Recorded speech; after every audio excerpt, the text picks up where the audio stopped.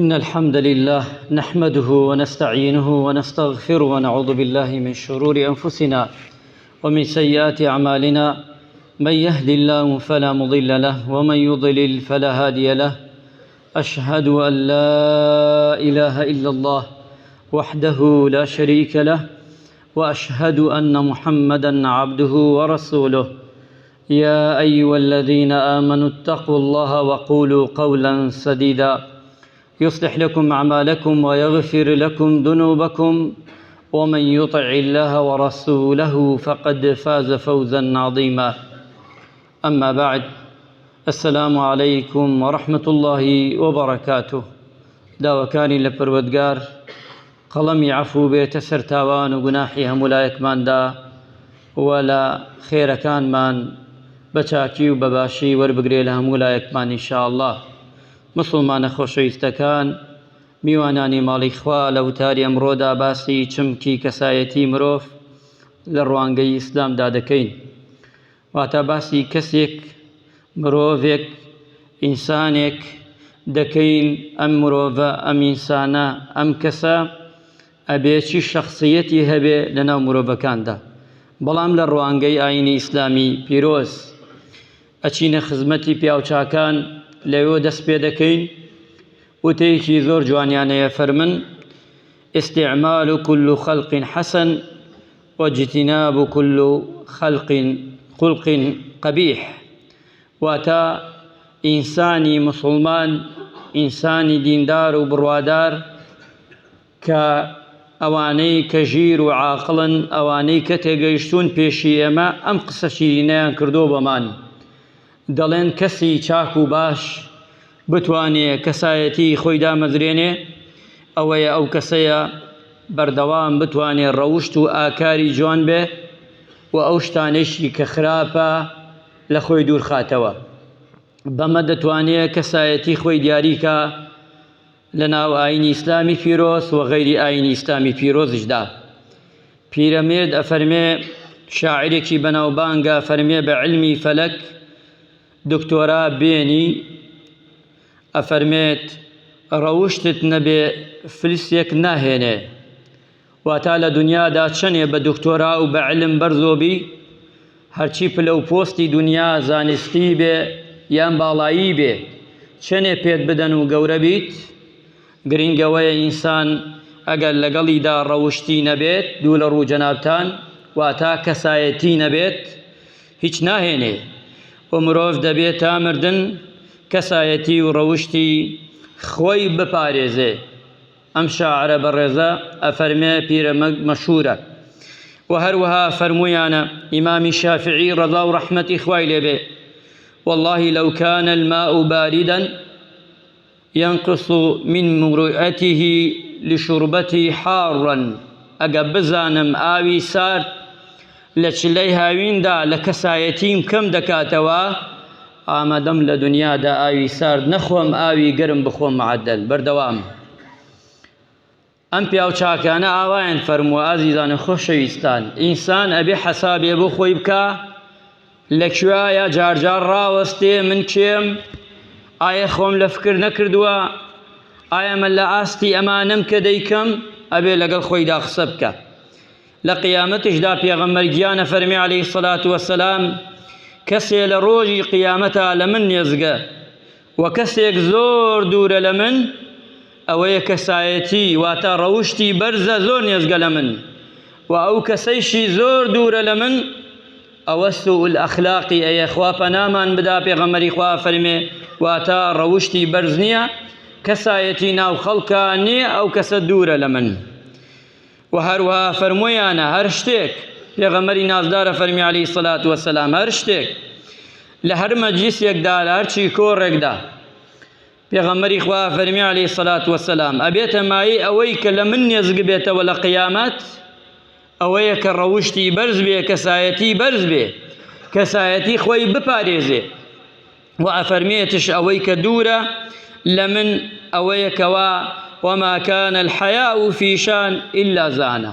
واتا ئەگەر حیا نەبوو، ئەگەر شەرم نەما، ئیتر هەر شتێکی بدەیتێ ئەو مرۆڤە حای لەگەڵا نەبوو، شەرمی لەگەڵا نەبوو، هیچ تامی نییە. و هیچ سوودی نییە و ئەو شتە جوان ناکا بەڵکو ناشرین دەکا. بۆیە بێ وریابین ئازیزان و خۆشەویستان مسلمانە بەڕێزەکان، ئێمە خۆمان بناسینەوە کاتێ ئێمە عیبادەت دەکەین ئەهلی مزگەوتین ڕووین لە خوا، بەڵام لەولاوە وریابین با خەڵک نەزانێ ئەبێ خۆمان بناسینەوە ئێمە کێین. من بۆچی نوێژەکەم، بۆچی عیبادەت دەکەم؟ لە هەمان کاتە هەر هەڵەیەک هەکرە هەر ڕەوشتێک هەر ئاکارێکی ناشرین لە خۆمدا هەیە ئەبێ دووری خەمەوە. ئەمڕۆ نا سبەی نادوو سبەی، ئەگەر وا نەبێ ئەو کاتە لە قیامەتدا هەمومان محاسەبە دەکرین لەسەری چی کەم بێ و چی زۆر بێ. ئەبێ ئینسانی مسلمان زۆر وریای خۆی بێ. پێغەمبەری گیانە فەرمی عەلەیهی سەڵات وەسەلام تەنانەت ئەگەر چوون بۆ جوانی خۆتان بۆ بینینی خۆتان تەماشای ئاوێنەیەک دەکەن، پێغەمبەری خوا فەرمی عەلەیهی سەڵات وەسەلام دوعا بفەرمن بڵێن خوای گیان چۆن ئاوا جوانمت کردووە ئاکار و ڕەوشتم کەسایەتیمش ئاوا چاک و باش بکە. ئەم دوعایە بەردەوام کە کاتێ ڕوبەڕووی ئاوێنە دەبیتەوە بۆ تەماشاکردنی خۆت، پێغەمبەری خوا صلی الله علیه وسلم ئەم فەرمایشتە شیرینەی خوێندووە خوای گیان چۆن بە جوانی بە چاکی بە باشی بێ نوقسانی دروستم کردووی دروستی منت دروست کردووە ئاوا خوای گیان ڕەوشتمش جوان و چاک و باش بکەین.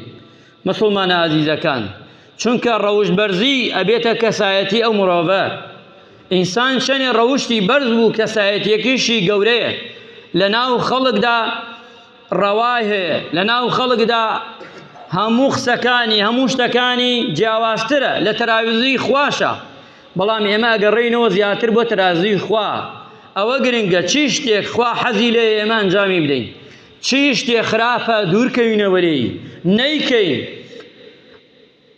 حەیف کە مسلمان بێ ئیماندار بێ نوێشخوێن بێ سێرەکەی لەگەڵا ڕەوشتی خراپ ئەنجام بدە، نابێ ئەمە جێ نابێتەوە بە یەکەوە.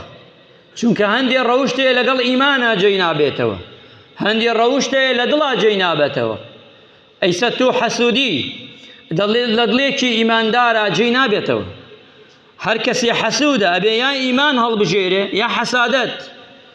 تۆ ئەگەر خواپەرستی شەریک قەراردان لە دڵا جێی نابێتەوە، نوێژ و عیبادەت و ئەمانە بکەین جێی نابێتەوە لە شتی خراپدا لەگەڵیدا. وەڵا نوێژ بکە قەینا دزی بکە، نوێژ بکە قەینا دوو لە ڕوو جەنابتان ئیشی خراپە بکە، نوێژ بکە درۆ بکە غەیبەت بکە، ئەمانە ناگۆنجێ. مسلمانە بەڕێزەکان میوانانی ماڵی خوا، ئەمانە ناگۆنجێ لەگەڵ کەسایەتی ڕاستەقینەی چاک و باشدا لە دنیادا، چونکە لە تەرازوی خوا جێی نابێتەوە.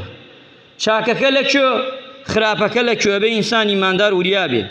پێغەمبەری خوا صلی الله علیه وسلم 6 خاڵی بۆ داناوین. 6 خاڵ بە کورتی باشێکم لە خزمەتتانە. ئەوەی کە ڕەوشتی بەرز بێ، کەسایەتی خۆی بەرز کاتەوە و شەرم و حەیا بکا بەرامبەر بەخوا و بەرامبەر بە خەڵق و بەرامبەر بە خۆی. مرۆڤی وایە شەرم بەرامبەر بەخوا ناکە، بە خەڵق ناکە، بە خۆی ناکە، بە خانەوادەیشی ناکە.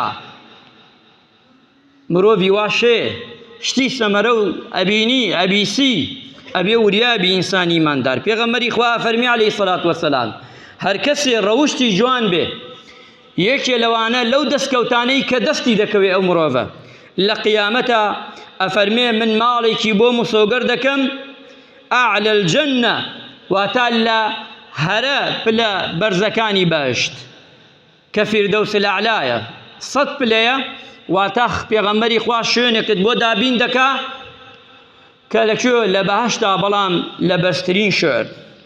و هەروەها پرسیانە لە پێغەمبەری نازدار صلی الله علیه وسلم، پرسیاریان لێ کردووە پێغەمبەری خوا ئایا چی شتێک زۆر مسلمان کەسێک یان کەسێک لە دنیادا لە قیامەت ئەیبا بۆ بەهشت؟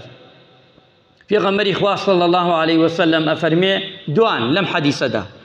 یەکەمیان ئەفەرمێ التەقوا، واتە لە خواترسی. دووەمیان وحسن الخلق، ڕەوشت بەرزی، واتە ئەوانەی کە داخڵی بەهشتە بن بەم سیفاتانە داخڵی بەهشتە بن زۆر جاریان و یان زۆریان. بەم سیفەتە بەرزانە ئەگەر تۆ سیفەتت وابوو چاک بوو باش بوو خوای گەورە ڕەحمت پێ دەکا. چۆن ڕەحمت پێکا مسڵمان عەزیزەکان؟ خوا شرین تەکا لە دڵی هەموویدا، خۆتش نازانی شرین تەکا. کاتێ دەگەڕێیتەوە بەلای خوای متعال ڕوحت بە ئاسانی لەبەرکت ئەکاتەوە، ئەزیەتت نادا، ئازارت نادا. یان ڕوحی تۆ دەگەڕێتەوە بەلای خوا ئەیکاتە موعجیزەیەک بۆ مرۆڤەکانی تر، بۆ کەسەکانی تر، بەو چاکانەی کردوتە، بەو نیەت سافەی کە کردوتە. مسڵمانە ئازیزەکان، ئامان و سەد ئامان من زۆر جا تەئکید دەکەم، بڕواتان هەبێ ئێمە چەندێ بایەخە دەین بەکردەوە، ئەبێ سێ ئەوەندە بایەخ بدەین بە دڵەکانمان. ئایا ئەو کردەوانە کە دەیکەین دڵەکانمان چەندێکی بۆ خوایە؟ خوا سێر دڵەکە، خوای گەورە سێر کردداری زۆر ناکە، خوای گەورە سێر کردارەکەت حەسابی تۆ لەسەر ئەو کردارانە ناکە، وەک ڕەمز سێریەکە، بەڵام کردارەکان هەمووی کۆ دەکاتەوە تەماشای دڵتەکە. ئایا ئەم کردانانە کە کردوتە مەبەستت چییە لەو دڵەدا؟ ها پیاوچاکان، ئەها ئەولیایانی خوا سێریان کە، تەماشایان کە، ژیانیان چۆن بووە، مردنیان چۆن بووە. ئێمە با من نەگەڕێمەوە بڵێین وەڵا ئەوە مامۆستا باسی پیاوچاکانی پێشی ئێمە کە ئێمە ناگەینەوێ. ئەو پیاوەی ئەم هەفتەی ڕابردووە وەفاتی کرد. خوای گەورە بە بەشت پان و بەرین شادی بکا و هەموو مردوەکانی هەمومان ئەوەی لەم هەفتا و هەمووی ئینشاءالله.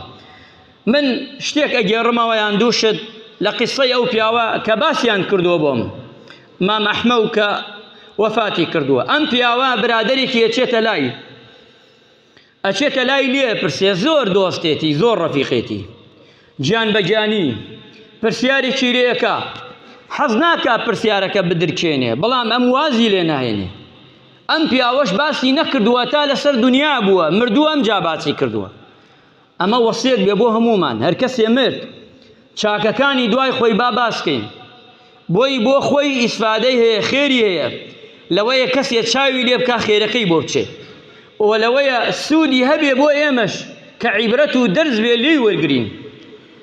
ئەم پیاوە ئەوەی کە بیناسێ ئەزانێ ئەم پیاوە پیاوێکی سادە بووە، ئەوەی کە بیناسێ دڵی کەسی عاجز نەکردووە، ئەوەی کە بیناسێ ئەم پیاوە سادە ژیاوە.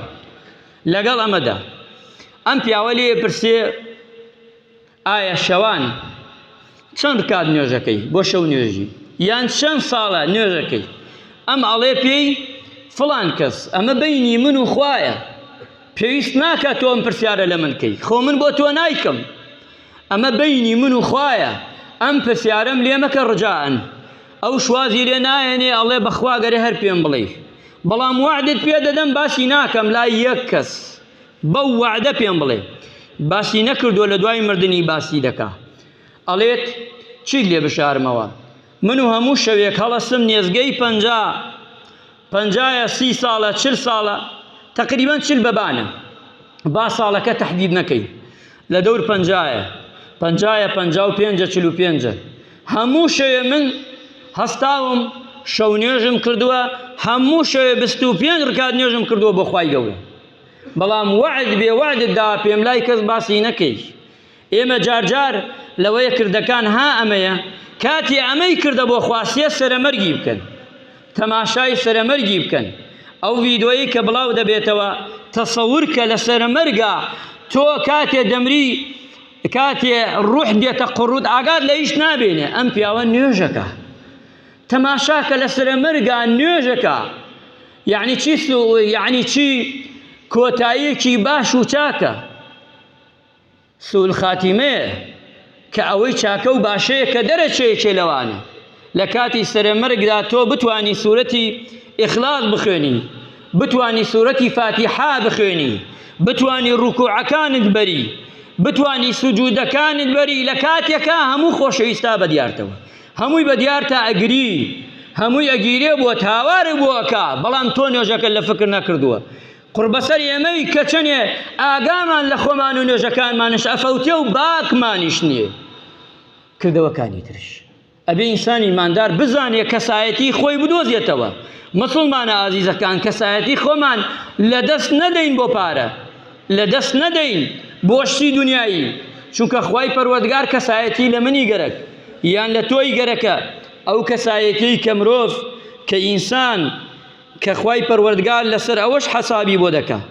من یەک چیرکەیە لە خزمەتتان دەبم بەو دەنگەی کە لەگەڵ یابین بزان ئەو سوورەتانەی کە چی خوێندووە ئەم پیاوە بەڕێزە و پاشانش ڤیدۆکە بڵاو دەکەینەوە و ئەم پیاوە بەڕێزە بزان چۆن لە کاتی سەرەمەرگیدا لەو کاتەی کە وەفات دەکات چی ئەکا وە چی دەخوێنێ.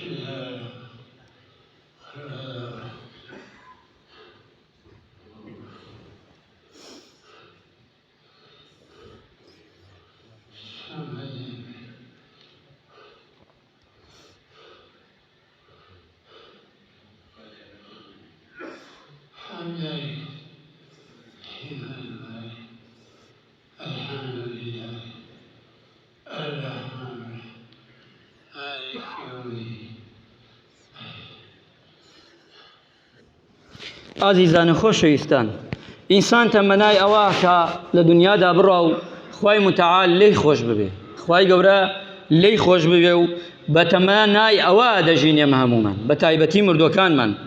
ڕۆژێ سەحابە یاوەران ڕاوەستا بوون لە خزمەتی پێغەمبەری خوا صلی الله علیه وسلم دانیشت بوون. ئەفەرمێ ئەمە سەحابە هەمومان بێدەنگ بووین، دەنگمان لێ نەهات. ئوسامەی کوڕی زەید ئەفەرمێ هەمومان دەنگمان لێوە نەهات، وای لێ هات بێدەنگ بووین. پێغەمبەری خواش فەرمووی صلی الله علیه وسلم فەرمووی من أحب عباد الله تعالى، چی کەسێک کە لای خوای پەروەردگار خۆشەویستە، لای پەروەردگار خۆشەویستە ئەوانش بێدەنگ بوون. پێغەمبەری نازدار صلی الله علیه وسلم فەرمووی ئەو کەسە خۆشەویستە کەسایەتی بەرزە، ڕەوشتی بەرزە، خوای پەروەردگار ڕەحمی پێیەکە، چونکە ئەوە باشترین ئیماندارە، ئەوە باشترین کەسە کە خوای گەورە نوێژی بۆ حەساب دەکا، بە شەو نوێژی و ڕۆژووی ڕۆژانەی بۆ حەساب دەکا بەو کارە جوانەی کە ڕەوشتی بەرز بێ. و فەرموویانە پێغەمبەری خوا صلی الله علیه وسلم فەرمێ چوار شت هەیە ئینسانی ئیماندار کە لە دنیادا ئەگە دەستی پێوەگرێ باشتر و چاکترە. حفظ الئەمانە یەکێ لەوانە، کەواتە ئەمانەت پارێز بی، هەر ئەمانەتێکی لە بچووکە تا گەورە لاد بوو ئەبێ بیپارێزی بە جوانی. ئەمانەتی عیبادەت، ئەو عیبادەتانەی کە خوای گەورە فەرزی کردووە لەسەر من و تۆ ئەوە ئەمانەتە، ئەو ماڵ و مناڵە ئەمانەتە، ئەو پارە و پولە ئەمانەتە، ئەو دەسەڵاتە ئەمانەتە، هەر شتێک تێ ئەمانەتە لە ژێر دەستا، سبەینێ خوای گیان محاسبەت ئەکا لەسەرێ. وصدق الحديث دوام هەر شتێک توت ڕاز بڵێ، خۆت بپارێزە لە درۆ خوا پەنامان بدا، لە شتی خراپ بەدەم تا بێ خوا پەنامان بدا. سێمیان وەڕەوشت بەرزی، و چوارەمیان العفافة في الطماعة، واتە چوارەم داوێن پاکی یان في الطهر یان داوێن پاکی و زک پاکی لە خواردنی حەڵاڵ هەردووکی دەگرێتەوە. ئەم چوارە ئینسانی ئیماندار و بڕوادار ئەبێ خۆی دەستی پێوە بگرێ بە جوانی و بە چاکی. مسڵمان ئازیزەکان ئەبێ ئەوەی لە دڵمانەیە دەریکەین. بەداخەوە سێرەکەی های لە مزگەوتێکە بە پاڵتەوە نوێژەکە لوتەلایە لێت، بۆ کوێ هەڵێگری؟ بۆ قیامەت. ئاخر سەختە، قیامەت زۆر سەختە. یان سێرەکەی دوو دراوسەیە یان دوو کەسە یان هەمووی کە ئەچێت، ئەبێ ئەوانەی کەشتی خراپە لە دڵمانە لادەین لەبەر ڕەزامەندی خوای پەروەردگار، بۆی خوای گەورە ڕەحم بە هەموو لایەکمان بکە. یا ڕەبی خوای ڕەحمان پێ بکەی، عاقبەت خێرمان بکەی، لەشمان ساغ بکەی، خوای بارانی بە ڕەحمەت بارێنی بەسەر